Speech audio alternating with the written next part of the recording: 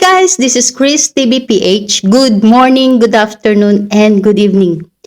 Today's vlog is pag-uusapan natin yung sinabi ni Senator Bato, tapos yung nakita kong post sa FB post na about kay Marcos. Yan yung pag-usapan natin. Tapos yung pahayag naman ni yung interview, bus interview ba tawag doon?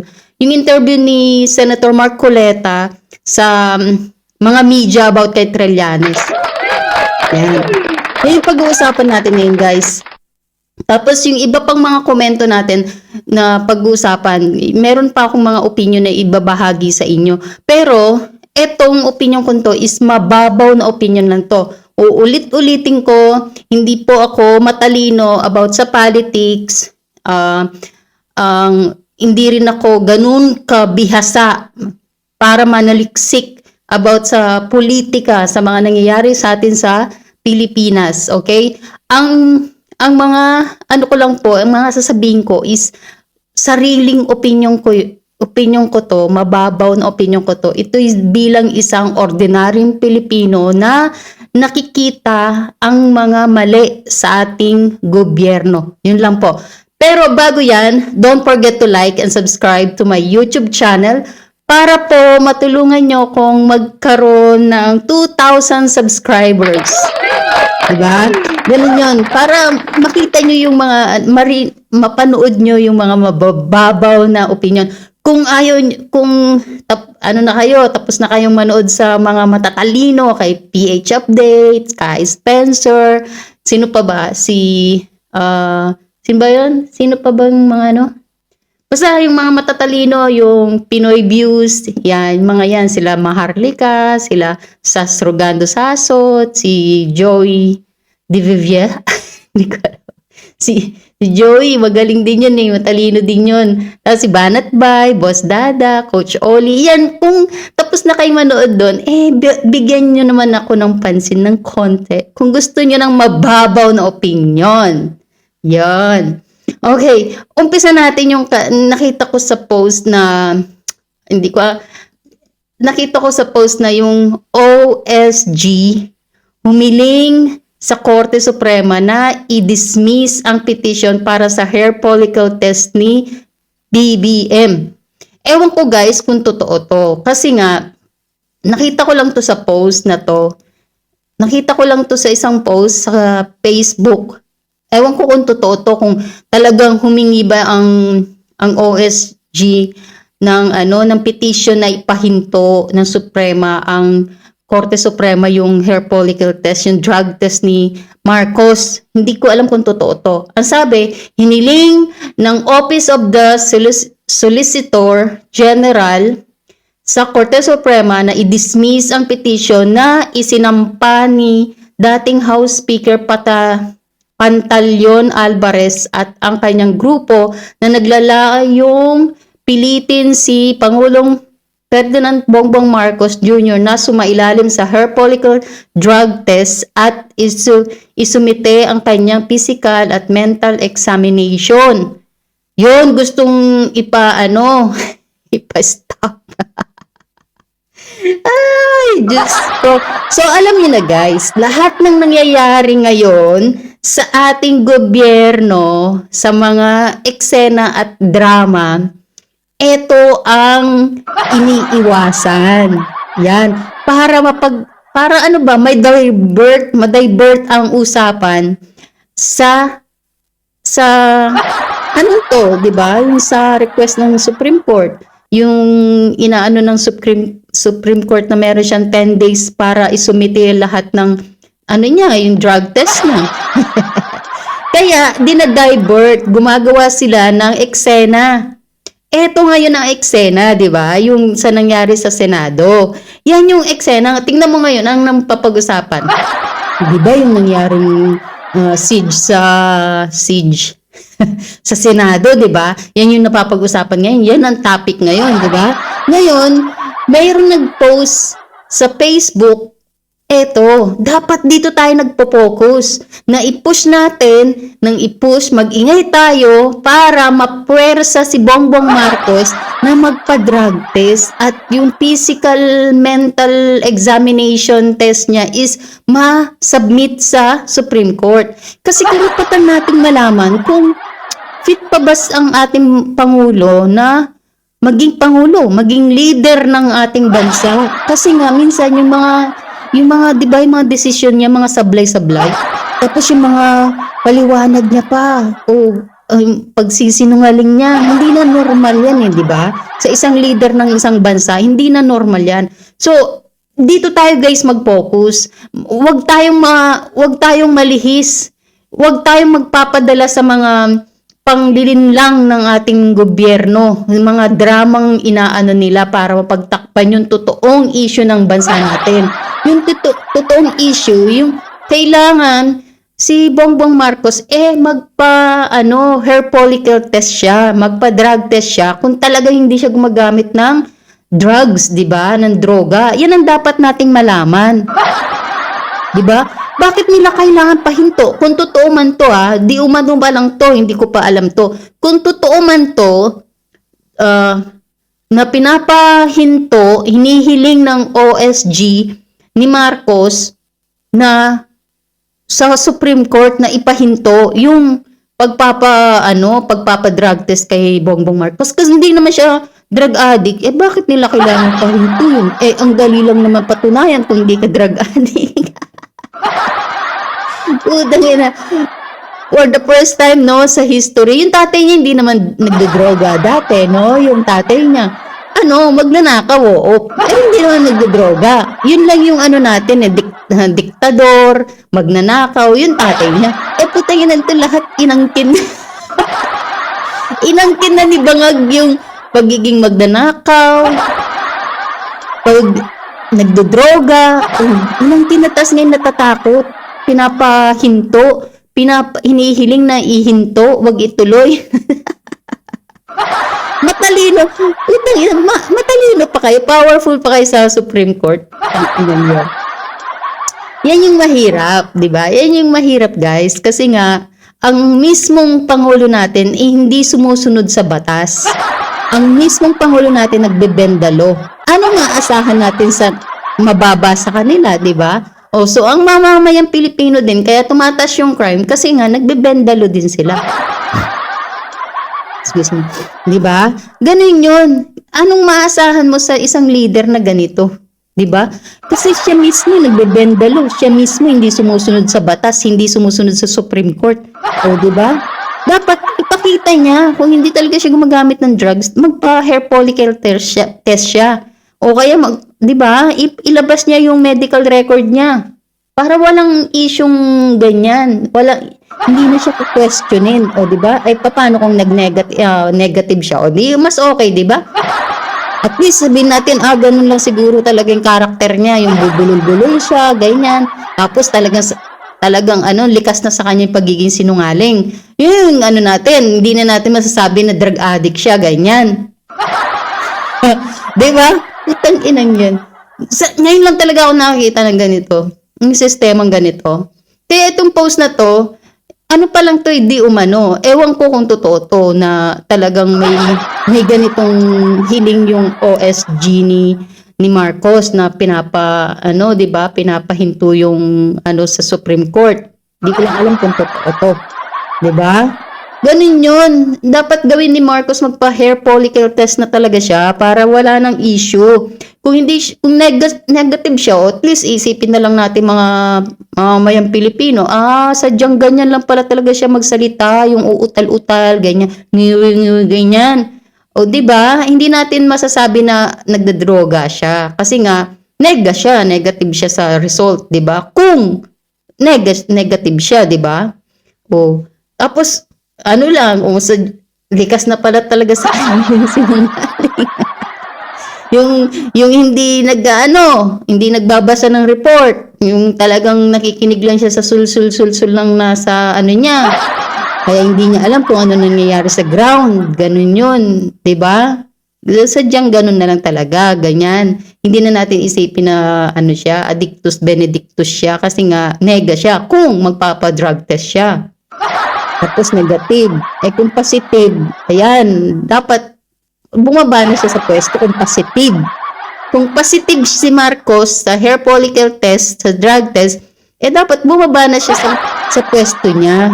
Yun lang yun. Kasi hindi na tama yun eh. Okay. Tapos meron pa tayong may pag-usapan. Marami tayong pag-usapan pero hindi ko lahat ilalahat, no? Meron naman sinabi, eto, pakinggan nyo to Meron naman sinabi may nagtanong kay Senator Marcoleta about sa nangyari nga sa Senado. Sabi niya, Sir, anong masasabi nyo? Sabi niya ganyan. Sabi ng isang media, anong masasabi nyo na yung si Trillanes kaya niya daw dinala yung warrant kasi tumugon lang siya dun sa hamon ni Bato. Sabi ni Senator Marcoleta, kung sasabihin ni Bato kumain siya ng tae, kakain siya. Totoo naman kasi yung guys, putang inan ko si Trillanes no. Iba din ng sapi, putang ina, nagyabang pa siyang ganyan no. Binitbit niya pa yung warrant ko no ng ICC. Alam mo, epal-epal din kasi to si Trillanes no. Ang inang yan. Kailan kaya ito yung mananahimik na lang no? Hindi na siya mangyayailam sa politika. Sa sobrang galit niya kay Digong, talagang gagawin niya lahat. Talagang nag-e-effort si Trillanes na niya talaga lahat ng kaalyado ni Tatay Digong. Talagang papakulong niya. 'Di ba? Talagang ginagawa niya lahat ng effort, no? Tignan mo yung sa Marines, no? Talagang kasama pala siya sa may mali-maleta ng inang Trillanes. Kasi pagtataka ka, wala na siyang trabaho, hindi na siya politiko. 'Di ba? Wala na siyang sahod. O, tumakbo siya sa Caloocan, hindi naman siya nanalo, 'di ba?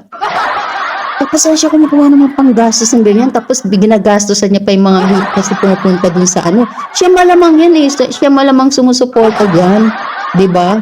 Kasi full effort nga si Trillanes kasi nga hate niya yung mga Duterte. Tang-inan to si Trillanes, ang butang ina. Hindi na lang manahimik no? Tang-inang yan. Pag nakikita ko si Trillanes, nabubuisit talaga ako. Pag nakikita ko interview niya, ganyan, hindi ko nga pinapanood yung hype niya Kasi parang hindi ko kayang panoorin yung pagmumukha niya. Yung parang, yung buhok niya ayos na ganyan, planchado talaga. Yung parang alam mo yung yung langaw mahihiyag dumapo kasi madudulas. Mga ganun tipo ba? Si Trillanes, talagang susumpain mo talaga siya, no? Isusumpa mo talaga yung pagmumukha ni Trillanes. Tuloy, tignan mo, hindi siya nanalo. Kung matinong tao lang talaga to yung picture niya pa, di ba, nung sa nagkuku sila, ang ina, naiihi na kaya. Sana si Senator Bato, sana sinabi niya, kainin ni Trillanes yung ebak ko, guys. Kainin siguro. Ang inang to si Trillanes, ang putang ina. Hari ng fake fake news. Hari ng hari ng ka-fake newsan Ang sarap pektusan 'Di ba? At meron pa guys tayong pag-usapan. Ano pa ba 'yun? Hindi ko na save yung iba. Yung yung sinabi ni Senator Bato, yung explanation niya. Ang sabi niya kasi, hindi naman siya tumakas sa sa kapulisan, sa NBI. Ang tinakasan ni Senator Bato is yung ICC warrant na dala-dala ni Trillanes na hindi naman siya dapat nandoon. Yun ang tinakasan niya. Kasi, hindi naman kasi local court yung warrant Hindi naman galing sa local court yung warrant. Kaya, siyempre, hindi naman siya tumakas. Umalis siya kasi wala naman warrant na galing sa local court yung wala nga siyang kaso sa Pilipinas Tapos, senator pa siya, 'di ba? Mga gago talaga, no? Tapos ngayon yung NBI, isa pa ito, NBI naman natin. Kasi eto guys, ang nakita ko rin to sa post na ang NBI daw Yung sa GSIS daw is nag-request ng sa NBI para protektahan yung mga artwork, mga painting kasi mga guys, ganito tayo ginagago ng gobyerno natin. Ang inang yan. Kasi John Vic, ang proud na proud pa siya sa interview niya. Proud na proud pa siya sa sinasabi niya na sinabi daw ni Matibag, nag-request daw ang GSIS na bantayan yung kasi nag-chaos na daw yung mga tao doon. Di ba? Putay na yung mga tao naman nandun, media, yung NBI, yung mga guard. Yun yung may mga tao doon. May nakita ba kayong nagrarally na nandun sa loob ng GSIS? Di ba lahat nasa labas? Sino ba gumagawa ng mga doon? Ng mga kaguluhan doon? Di ba yung NBI, yung Sergeant at Arms, yung mga guard ng sa Senate, di ba? Ang mga PNP, nandun din, di ba? Nandun din sila. Tapos yung talagang, alam mo guys, yung pinapanood ko yun, parang balik tanaw sa akin yung yung sa KOJC. Sabi ko, nung nakita ko yung sabi ko, tangina, magulo na talaga sa Pilipinas. Parang yung nagawa nila sa Senado, di ba? Parang balahura na yung NBI, PNP, balahura na talaga. Kasi alam mo guys, hindi matitino kasi yung niluklok nila dyan, yung mga pinalit nila, hindi kasi matitino. May mga sabit din. Di ba, ayon kay Maharlika, di ba, yung si Matibag, tangina, may bahay na 1 million US dollars mahigit sa US. Di umano, sabi ni Maharlika. Si Maharlika nagsabi niyan. Di ba? Parang ang dating hindi matitino yung mga nakaupo ngayon sa mga ahensya ng bansa natin. Tapos, nagbebendalo sila. Kumbaga, wala na silang respeto sa mga senadors, sa ahensya ng ating bansa, ng mga nakaupo. Parang wala silang respeto sa mga senators, no? Parang feeling nila, yung si Matibag, siya na yung pinakamataas pa siya sa mga senators. Dapat, yung sa GSIS, yung mga painting, wala ba silang guard na magbabantay na kailangan nila NBI? Bakit hindi pulis? Ang daming mga pulis sa labas ng GSIS tsaka sa labas ng Senado. Ba't hindi sila, tulungan niyo naman kami kasi ganito, ganyan. Hindi sila tumag. Ba't kailangan pa yung NBI? Tapos nagdi-drill sila doon, nagbabarena sila, binabarena nila yung pintuan lagusan papuntang Senado. Tangina. Doon sa KOJC, nagbubungkal naman yung mga kapulisan, nagbubungkal. Treasure hunting. Naghahanap ng heartbeat. Tangina. Dito naman, nagbabantay ng artwork, bantay ng painting. Mga kagaguhang kaisipan tong mga sa KOJC, naghahanap ng heartbeat si Torre. Tangina to si Matibag, nagbabantay ng painting. Tangina. Ano pa kayo sa susunod, di ba? Ano kaya yung susunod nila? Tanginang yan. Mga gagi, no? Ganito tayo ginagago nila John Vic, Matibag, di ba? Ganito sila magsinungaling na buong akala nila, mapapaniwala nila ang taong bayan. Diba? Yung confident si John Vic magsabi ng ganyan, no? Tapos, putang inang yan, nagbabanday ng painting sila ang NBI, si Matibag.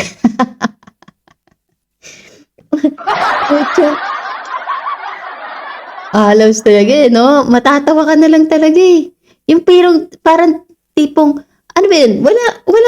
Wala bang guard ang GSIS? Kailangan nila ng NBI para magbantay ng ng painting. Ano yan? Museum? Ano yan? Putang ina.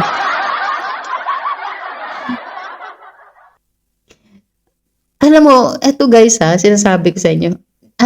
Diversion lahat to. Dinedivert ng pamahalaan natin ni Bangag yung mga nangyayari para hindi pag-usapan yung niya, hair follicle test niya na request ng Supreme Court. Yun lang yun Tsaka yung flood control, 'Di ba wala nang ano na nangyari sa flood control, parang nakakalimutan na, 'di ba? Buti na lang napalitan na yung SP sa Senado, 'di ba? Sana asikasuhin na sana ibalik na yung Blue Ribbon para maano na, maimbestigahan na yung flood control. Kasi tumatagal na. Alam mo yung sa atin, yung investigasyon sa corruption, sobrang bagal. Sa totoo lang, sobrang bagal. Sa ibang bansa mo, 'di ba, sa Japan, sa China, o ang gossip pa lang, rumors pa lang, 'di ba? Tinatanggal na nila yung ang politician o kaya pag napatunayan binibitay. Sa atin ang bagal. Sa atin masasarap pa ang buhay ng mga corrupt politician na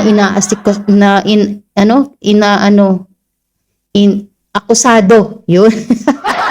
Yung akusado, masarap pa buhay nila, putain.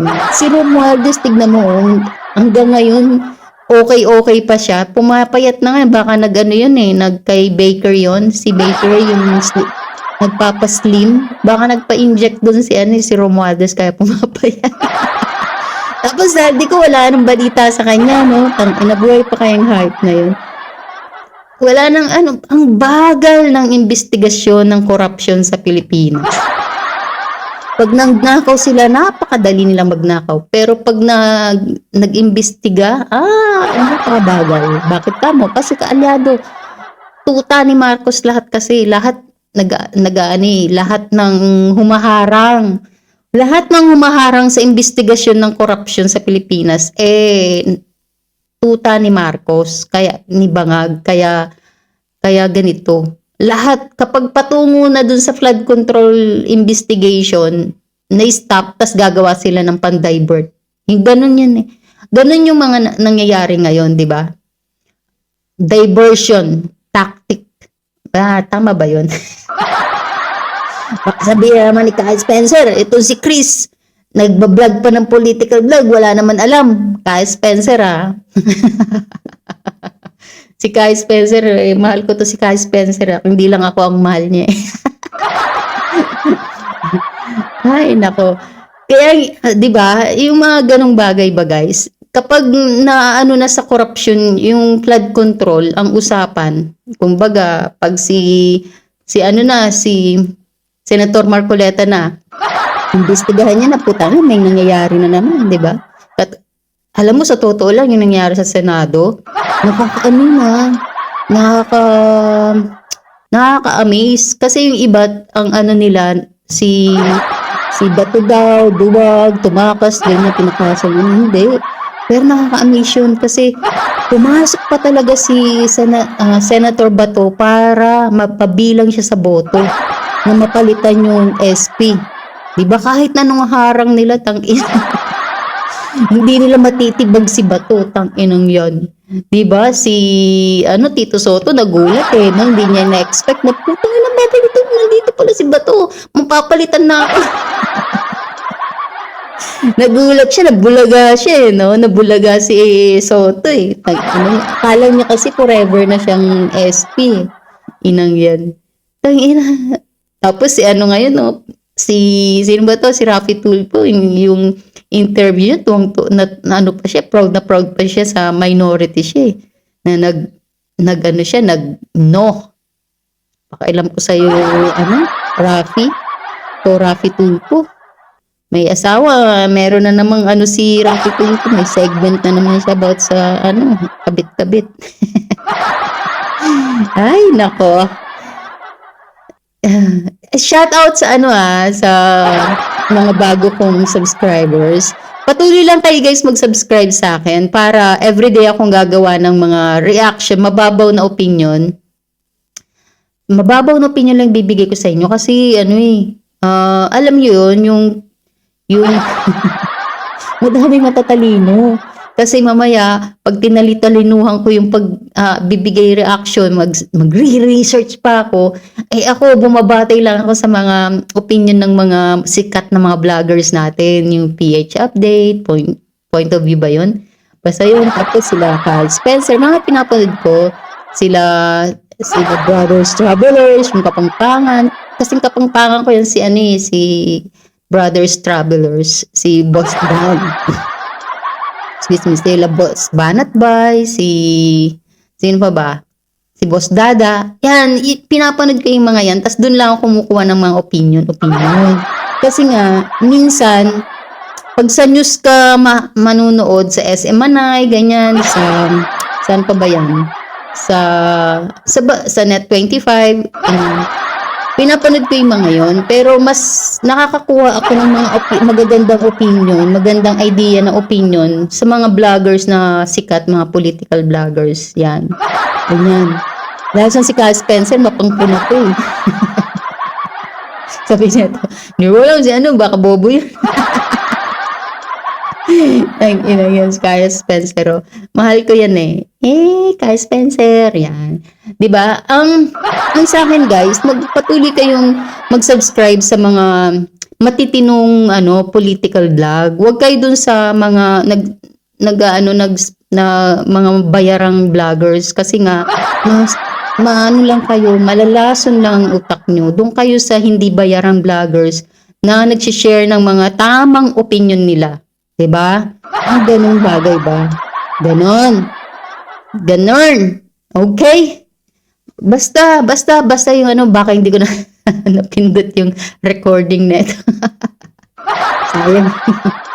Okay, don't forget to subscribe to my another channel. Kung gusto niyo yung no filter kay Chris TV PH, makita niyo dun sa isa kong channel, yung Mami Chris ng UAE. Doon no filter, doon ako mag-upload ng no filter face. Yan yung natural face. Doon ako mga kalukuhan na everyday vlog. Don't forget to like Mami Chris ng UAE. Ito yung niya, ito yung link niya. Yan yung channel ko.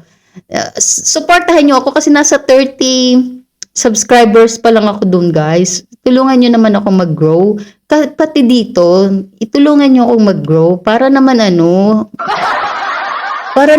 sabay-sabay tayo umasenso at umangat para sa kinabukasan. Para sa kinabukasan. Ang hirap kaya magbigay ng mababaw na opinion. Kailangan manonood ka, nakaka-drain. Manonood ka ng news, manonood ka ng mga vlogs, political vlogs, tapos pipiliin mo kung alin lang doon yung aanin mo. 'Di ba? Mahirap. Kaya suportahan niyo naman ako para naman sabay-sabay tayong masenso. Ganun yun, guys. Parang awa niyo, no? Mag-subscribe kayo sa akin. Ayan. Okay.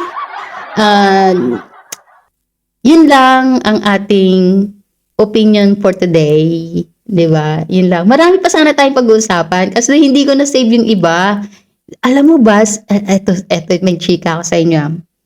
Alam mo ba, pinapanood ko si Eloy Bugris. Si Eloy Bugris, birthday niya ngayon eh. Birthday niya ba ngayon? 6 days na lang daw, birthday niya na.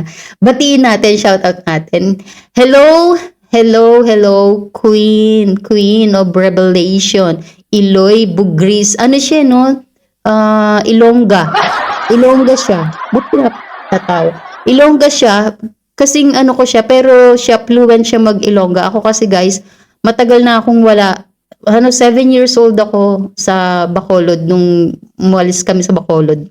So, hindi na ako ganun ka-fluent mag-Ilonggo. Kabalo ko maghambal, jutay, gamay lang, pero hindi na ako fluent kay ang mother ko na pumanaw na yung nanay ko, kaya wala na akong nakakausap na bakit laughing na naman? Wala na ako nakakausap na Ilonggo, kaya hindi na ako ganun kagamat. Pero Kapampangan din ako, kalahati Kapampangan, kalahati Ilonggo. Kasi ang tatay ko is Kapampangan, ang nanay ko naman Ilongga. Yun. Biyasa kong magkapangpangan, manyaman niya yung yung buro. Buro ne, manyaman. Kaya Sir Dan, ang minawas ko kaya before, may kaya kaming Kapampangan. Pero na ako biyasa. Maluwat na kasi ako alimumuli king Pilipinas, kaya na ako Kaya na ako biyasang magkapangpangan, ditak-ditak ng namo. Kahit kanila ako pa nga kausap mag-Ilonggo, magkapangpangan. Kasi, guys, in karamihang Kenneth, taga Sibula, taga Davao la, Mindanao, maanta. Wala namang taga Bisaya, Alangkay. Alang taga Bacolod. Ditak mo. Atin man, alina labyasang magkapangpangan. Ay magbacolod. Kay Kenny, kapangpangan Kenny, ala. Ala ko nga kakit, ala ko nga kausap kapangpangan. Ano That's it for today's vlog. Ay, hindi pa pala tapos yung kay Eloy Bugris.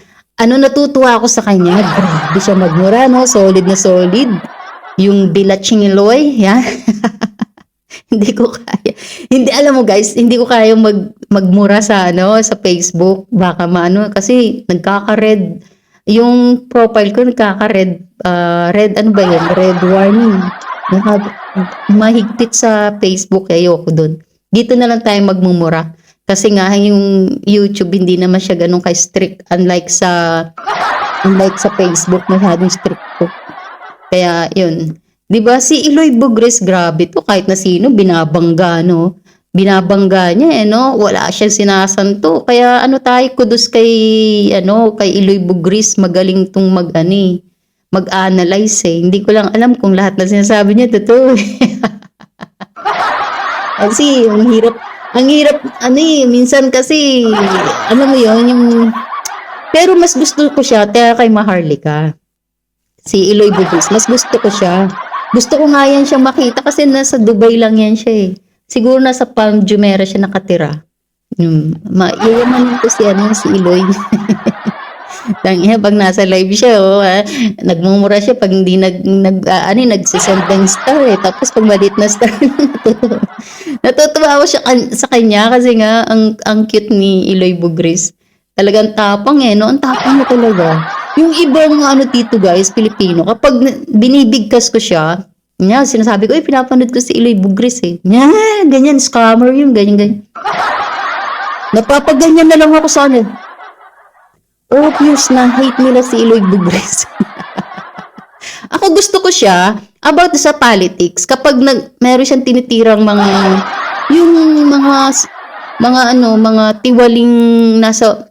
tiwaling nasa gobyerno natin, tas tinitira niya, gustong-gusto ko siya doon. Si Eloy Bugris, 'di ba? Kasi nga nakakatuwa siya. 'Yun lang about sa politics. Pero kapag yung artista na yung tinitira niya, hindi na ako sang-ayon doon. Kasi minsan yung paninira ni Eloy Bugris, medyo masyadong personal doon sa taong artista. Medyo kasi kapag kasi ka, dapat ang tinitira mo yung opinion, 'di ba? Nung isang artista, yung opinion niya doon ka bumase, doon sa opinion niya. Hindi wag mong i-attack yung niya, personal life niya, personal na ginagawa niya. Kasi parang hindi na tama yun. Pero yung sa naman, sa politika naman, about doon sa mga ginagawa nila, sa mga sinasabi nila, doon mas atakihin, 'di ba? Yun yung ko. Kasi yung sa politika, guys, is pinapasweldo natin sila. Yung sa artista, bahala sila sa buhay nila. Bahala sila sa buhay nila. Diba? Opinion nila yun. Meron naman tayong kanya-kanyang opinion. Yun lang yun. Diba? Yun. Kay Eloy Bugris, sa politika, about sa politics, na paninira niya, believe ako sa kanya kasi ang lakas ng loob niya. No filter talaga siya, yung bunga nga dire-diretso. 'Di ba? Ang ganda kaya Eloy Bugris magsi 6 days na lang happy birthday, sana invite mo ko. Sana invite mo ko, Eloy. Eloy, gusto kitang makita, gusto kitang gusto ko magpa-picture sa iyo ba? Pa-picture ba? Tapos yung 'di ba, ang saya-saya. Ay, hindi na idol mo tapos pipicture mo kasama mo sa picture tayo, ganyan. Gusto ko siya makita kasi dito lang sa Dubai siya at ako dito rin naman ako sa UAE. Pares lang naman kami. Gusto ko talaga siya makita kasi mag-birthday na pala si Eloy Bugris. Yun. Advance happy birthday. Yun lang guys. Don't forget to like and subscribe to my YouTube channel. This is Chris TV PH. Bye!